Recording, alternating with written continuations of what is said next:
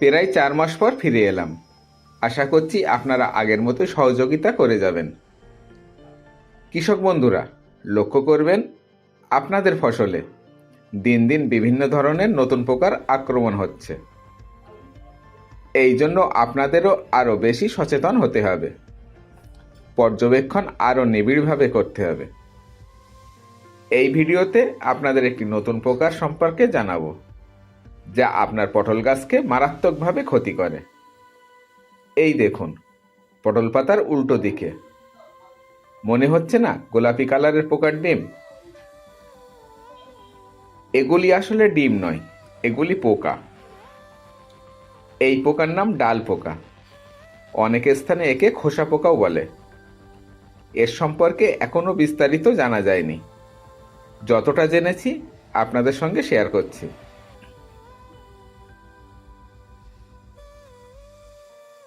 এরা নড়াচড়া করে না, পাতার সঙ্গে দৃঢ়ভাবে আটকে থাকে। কমলা রঙের। ছবি ভালোভাবে দেখুন ও চিনে রাখুন। মনে হচ্ছে কমলা রঙের মরিচা।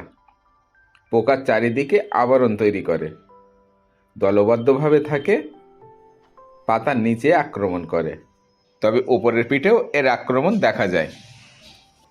এর আক্রমণে পাতা তথা গাছ দুর্বল হয়, ফলন 70% পর্যন্ত কমে যেতে পারে।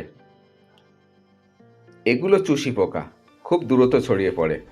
সুতরাং দেখা মাত্র ব্যবস্থা নিতে হবে। যদি ব্যবস্থা নিতে দেরি করেন, আপনার গাছ তো দুর্বল হবেই, একই সঙ্গে ছত্রাকেরও আক্রমণ হবে। এমনকি ডাল শুকিয়েও যেতে পারে, পাতা তো যাবেই। শীতের সময় এর আক্রমণ বেশি হয়। এই জন্য শীতের শুরু থেকে পারলে 2-1 দিন পর পর পটলের জমি পর্যবেক্ষণ করুন।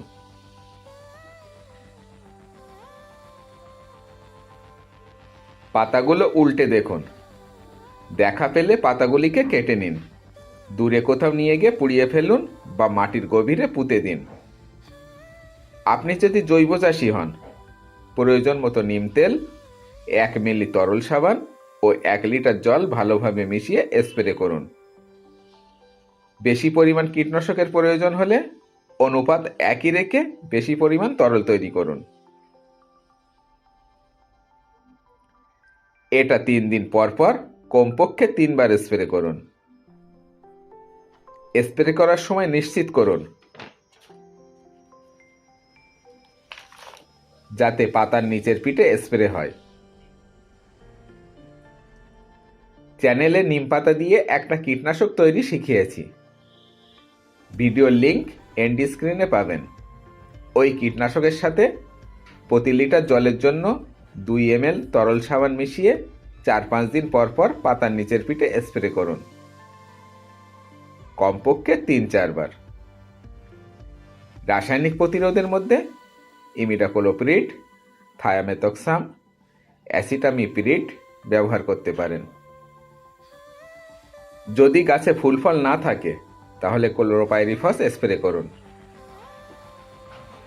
আবার বলছি, স্প্রে করার সময় যতটা পারেন পাতার নিচের পিঠে স্প্রে করবেন। খুবই জেদি পোকা, সহজে যাবে না, এই জন্য দেখা মাত্র পাতা কেটে দিন, তারপর স্প্রে করুন। এই পোকা নিয়ে এরপরও ভিডিও আসবে, সঙ্গে থাকুন।